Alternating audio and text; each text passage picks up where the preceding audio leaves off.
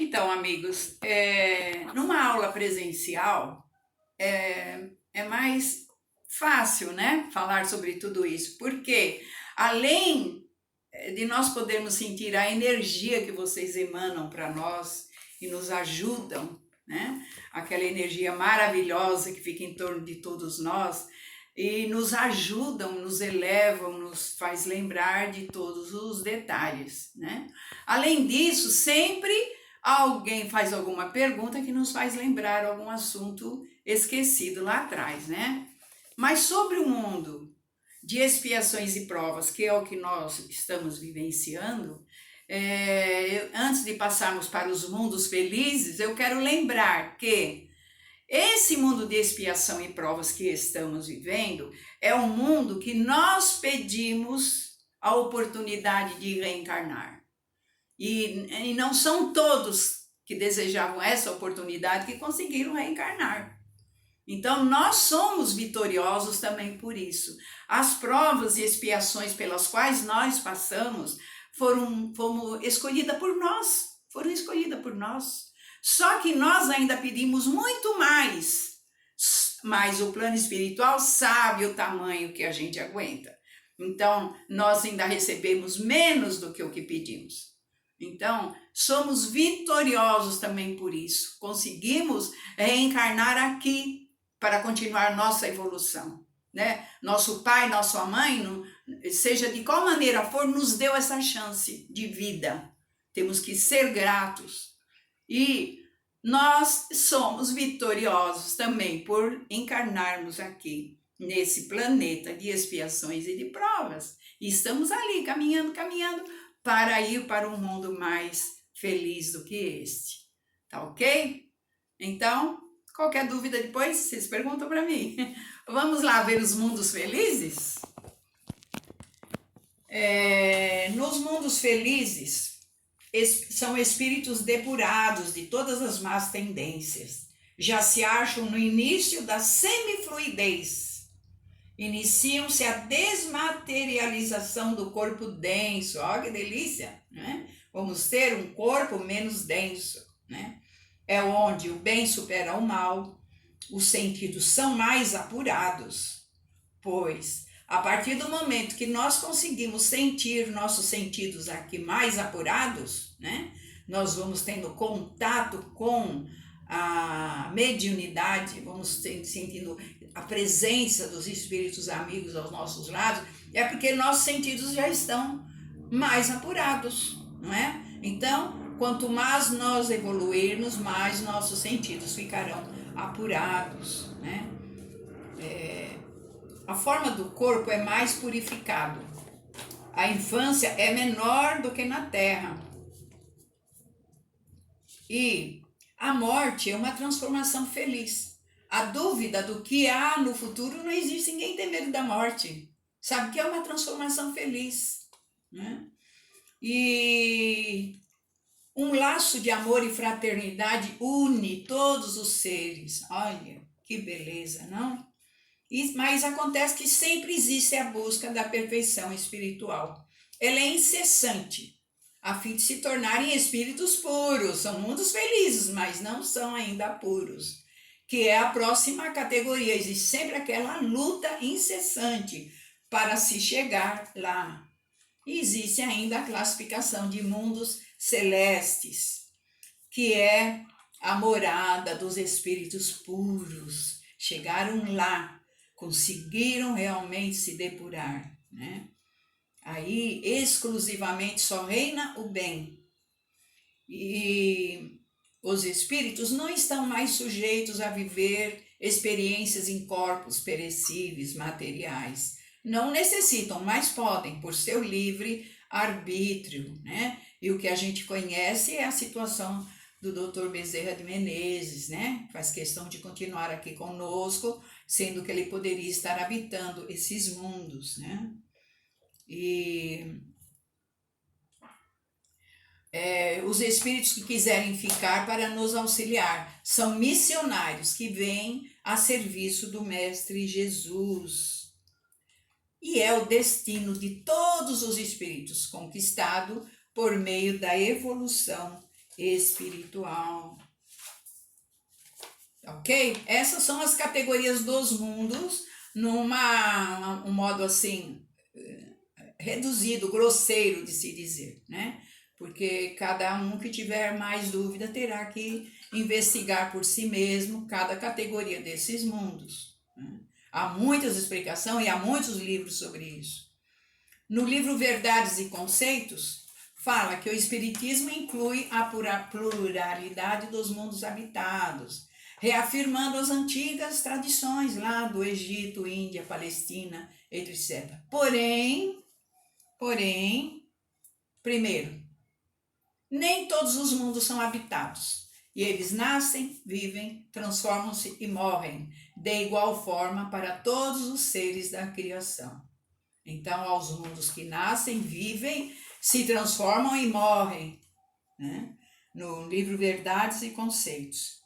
Segundo, há mundos destinados a atividades e fins diferentes, a saber, a mundos jovens, contendo seres embrionários em início de evolução. B. Mundos para a evolução dos seres humanos em graus inferiores, por exemplo, a Terra, né? E há mundos destinados à habitação de seres de evolução avançada, humana ou não. E há mundos primitivos destinados a acolher espíritos recalcitrantes à evolução. Amigos, prestem atenção nisso. Mundos destinados a acolher espíritos recalcitrantes. Quer dizer, pessoas teimosas, pessoas que não querem evoluir, né? Lembra aquela aula que nós tivemos? Se a pessoa não quiser evoluir, ela pode? Não pode, né? Então, a pessoa simplesmente vai reencarnar num mundo primitivo. Aí você vai olhar para sua namorada e vai falar: você tá barbada hoje, hein? Ou senão você vai querer comer um McDonald's, né? Você vai lá ter que caçar um marmute, sei lá como é que chamava. Não é? Tô brincando, mas a situação é séria. Imagine você na evolução em que você está sendo chamado para um mundo primitivo, não é? Então, aqueles espíritos recalcitrantes, aqueles que não querem andar para frente, continuam agindo no mal. Então, vamos ter atento, não é?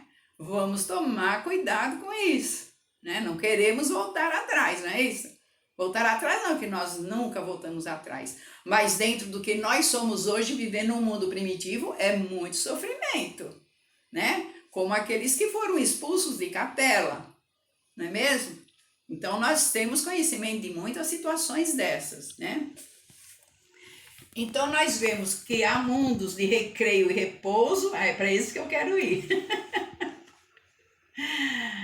E há mundos mortos, destinados somente à destruição.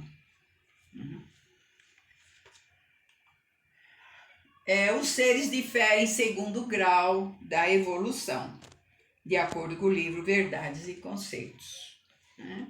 E a gente sabe, né? Quarto, não possuem a mesma forma humana da Terra, correspondem ao seu meio ambiente, né? E 5, o perispírito e o corpo físico são formados de condensações de fluidos dos globos em que evoluem. Nós vemos que uma célula do nosso corpo, ela é formada de quê? Ela é formada dos materiais existentes aqui no globo terrestre. Os materiais encontrados aqui no globo terrestre é que formam as nossas células. Então, cada globo vai ter uma forma de vida diferente. Uma célula se constitui do globo em que a pessoa reside. Tá ok? Quanto a isso? Vamos lá? Nosso corpo físico, por exemplo, contém grande parte, olha que eu falei, grande parte dos minerais que compõem o globo, né? No livro A Gênese, Allan Kardec disse que há um fluido etéreo que enche o espaço e penetra os corpos, Esse fluido é o éter ou matéria cósmica primitiva, geratriz do mundo e dos seres, ó, geratriz do mundo e dos seres.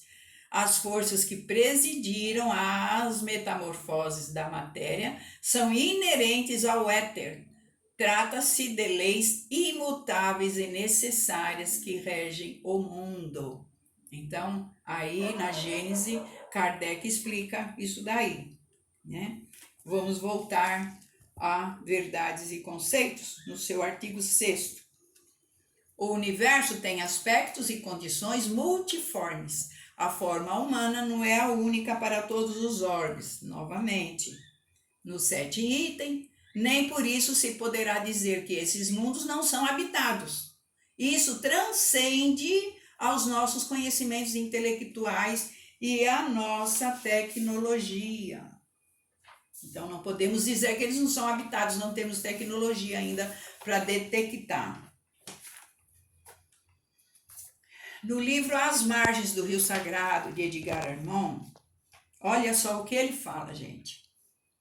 A atmosfera de Saturno é sempre clara, isenta de tempestades e saturada de luzes multicores que vêm dos satélites e dos anéis. A vegetação de um verde vivo é como um manto veludoso que cobre todo o solo. Então, aqueles anéis, eles reluzem várias cores claras para Saturno. Pensou que lindo? E no livro A Semeadura 1, diz que, segundo o autor conhecido, a Terra se caracteriza pelo trabalho. A Terra se caracteriza pelo trabalho e, nossa, a gente conhece tanta gente que não trabalha, não é isso? Não quer saber de nada. Marte pela tecnologia, Júpiter pelas artes e Saturno pela filosofia. E ele diz que há ciclos evolutivos que marcam as transformações, porque passam as orbes e as humanidades que os habitam. De novo, as transformações, né? Nesse largo espaço de tempo ocorrem periodicamente os selecionamentos humanos. Então é aí que é separado o joio do trigo, não é isso, gente? Então, se evoluiu, você vai continuar. Se você não evoluiu, você vai voltar para outro planeta ou vai para um planeta onde você fique adequado a ele, não é? Na semeadura 1, aí continua na questão 52. Para onde caminham os homens nesse ciclo, se não para a autoperdição? Nossa, só autoperdição? De que forma poderia mudar esse rumo, senão espiritualizando-se e evangelizando-se? Vocês conhecem outro caminho a não ser esse, gente? Somente a pessoa se espiritualizando e se evangelizando. Senão, é um caminho de autoperdição, sim, pela influência dos espíritos obsessores, não é? E também pela falta de conhecimento. Então, somente não existe outro caminho, só existe esse caminho. Vocês não concordam? Na questão 79, fala que um espírito desencarnado, descrevendo as condições da vida, numa esfera de certa elevação onde aportou, relata o que ali observou. As plantas e as árvores não morrem com as estações ou com o tempo, como acontece na terra, mas vicejam sempre, mesmo cortadas, não murcham e não secam. Vocês veem que cada globo tem uma situação diferente, né? Pensou as plantas e as árvores não morrerem nunca? Que lindo que é! Aí fala sobre a atmosfera, olha que lindo. Não é de cor estável.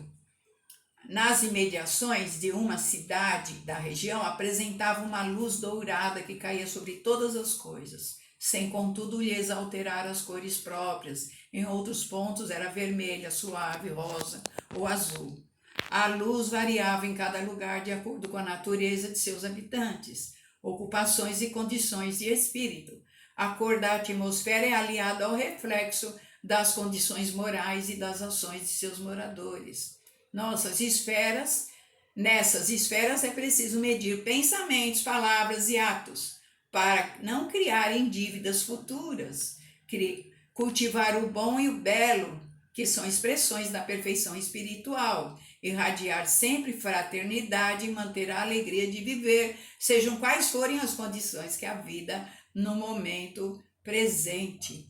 Então nós vemos nisso que quando nós a responsabilidade pelo nosso pensamento, pela nossa ação, né? Mas quando nós nos dirigimos a algum lugar que é um lugar meio assim perigoso, que é um lugar meio, né? Ele é como? Ele é escuro, não é? Esse lugar é escuro, é mal cheiroso, não é assim? Agora, quando nós vamos num lugar que é bom, a gente sente aquela claridade, aquelas cores alegres, diferentes, a gente sente aquela vibração do local, não é assim? E é isso que está dizendo aqui, né? Tá dizendo isso exatamente, coisas que a gente já percebe aqui, né? Imagine em outros planetas mais avançados. Vamos lá, continuar? No livro As Margens do Rio Sagrado, terá agradável perfume o pensamento nobre de apóstolo do bem e mal a ideia cruel ou grosseira de um criminoso, graças ao desenvolvimento dos órgãos de percepção elevados. Vocês já viram pessoas que já sentiram o cheiro próprio das pessoas? Já sentiram? Quando é uma pessoa agradável, ela tem um cheiro próprio do corpo dela. Não é sabonete, não é desodorante, não é perfume, não é nada, é o cheiro dela. Então, pessoas que você sente bem de estar perto, porque ela exala um perfume agradável, convidativo. E tem outras pessoas que não dá nem para cumprimentar de longe. Então, nós já vemos isso, já temos comprovado. Vocês concordam comigo? Vamos lá, então. Na questão 90 do livro Na Semeadura 1, fala sobre o valor do sofrimento. Nos mundos inferiores, os fatores compulsórios da evolução são os sofrimentos físicos e morais, as moléstias graves, as perdas irreparáveis de bens materiais, de posição e dominação. Então existe o valor do sofrimento, existem essas perdas, os sofrimentos, as doenças, né? E a lei regula o cumprimento exato dessas disposições divinas, que é o karma, a lei de causa e efeito, que nós nunca ouvimos falar, não é? Então, na questão 96, fala sobre os mundos inferiores são sempre enganosos e instáveis por falta de espiritualidade. Não o mundo natureza, mas o mundo homem, cujas manifestações, em sua maior parte, são imperfeitas e mesquinhas, estritamente ligadas ao fator interesse de ordem pessoal. No campo amor, as paixões preponderam sobre o sentimento. O homem diz amar quando, na realidade, o que domina é o desejo. Nós já sabemos amar, gente? O impulso natural da posse, cessado esse com o passar do tempo ou por qualquer outra circunstância, o suposto afeto desaparece ou se transforma. Somente o amor verdadeiro, isto é, o amor espiritual, desinteressado e puro, sentimento do espírito evoluído, aliás, bastante raro, por ser próprio de mundos mais adiantados, somente este permanece, tem estabilidade, é fiel, não esmorece com o tempo e existe eternamente.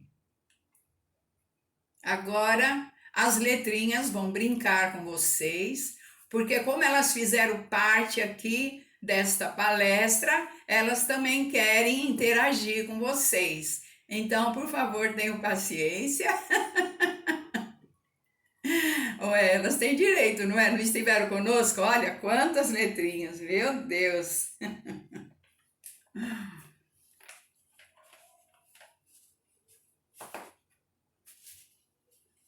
Viu? Elas gostaram de estar conosco. Na questão 115, fala que o intercâmbio pela mediunidade se generaliza. Então, é o que eu falei para vocês. Conforme nós vamos desenvolvendo a nossa sensibilidade, a nossa mediunidade vai se estabilizando, vai se comunicando com a gente, né? Então, porém, vamos ver, porém o quê? Entre os mundos superiores, né? Então, aqui na Terra, só, olha, nós estamos a um passo de passar para o mundo de regeneração, seremos todos médiums, olha aí, né? E nos mundos superiores, olha que lindo, ó. No campo religioso não existem crenças diferentes, né? Nos mundos superiores, ó. Quanto mais diferenças, menos evoluído, não é isso, gente? Nos mundos superiores, no campo religioso, não existem crenças diferentes. E também não há sacerdotes, nem orientadores diferentes. Não precisamos, né? Há um só Deus, uma só verdade, um só culto. Olha que não dá vontade de ir para lá, gente, não é lindo, né? Então nós estamos terminando a nossa aula com uma mensagem. O homem terreno tornou-se sábio antes de se ter evangelizado. E por isso sua sabedoria muitas vezes leva para o mal, prejudicando a humanidade toda. E eu tenho aqui também uma mensagem pela pena do Chico, escrito por Emmanuel. O lar é uma escola em que somos, na Terra, aprendizes e professores uns dos outros, dentro de nossos lares aqui na Terra. Alunos e professores uns dos outros, né? Quantas vezes você não se sentiu mãe da sua mãe, né? Então vocês vejam que nós temos algumas coisas aqui para acrescentar. Nós vimos que a felicidade não é desse mundo, não é? Há momentos de felicidade, mas nós estamos a um passo de conquistar o que é aquela felicidade plena, não é? E aqui na Terra todos nós temos o nosso quinhão de infelicidade, de sofrimento. Então não devemos invejar as outras pessoas, porque se as outras pessoas são ricas, pobres, preta, branca, mulher, homem, gay, o que for, cada um tem o seu quinhão de sofrimento, cada um tem a sua parte para passar. Então não vamos falar, meu vizinho tem uma vida melhor que a minha. Ai, como eu gostaria de ter um marido igual da minha vizinha. Ele parece ser gente tão boa, né? Então, e aqui também nós temos que ter a consciência de que o mal predomina. Então não basta sermos bons, nós temos que ter atitudes no bem. Sabe, você é bonzinho, mas você não tem atitudes no bem, não é? Então, porque se nós formos fortes, audaciosos, fazemos alguma coisa a favor da coletividade, nós vamos estar mudando o nosso ambiente ao nosso redor, tá ok? Então, às vezes podemos ter atitudes de corrupção e nós vamos dizer, o que eu faço perto do que os políticos fazem é pequeno. Não importa o que os políticos fazem, importa o que nós fazemos, não é? E depois, não adianta alimentar ódio contra políticos, porque não existem mais líderes. Não sei se vocês perceberam, não existem mais líderes. Então, existe um monte de homens aí imperfeitos, fazendo algumas coisas, tentando acertar e muitas vezes errando mais que acertando, mas nós não temos que alimentar ódio por eles, nem sentimentos negativos, porque nós estaremos prejudicando o trabalho deles, nós estaremos favorecendo que as forças do mal ajam sobre eles. E é isso que a gente quer? Não é isso que a gente quer. É isso? E também, toda o que for feito que tenha por bem favorecer a coletividade tem que ser louvado, dando graças, né?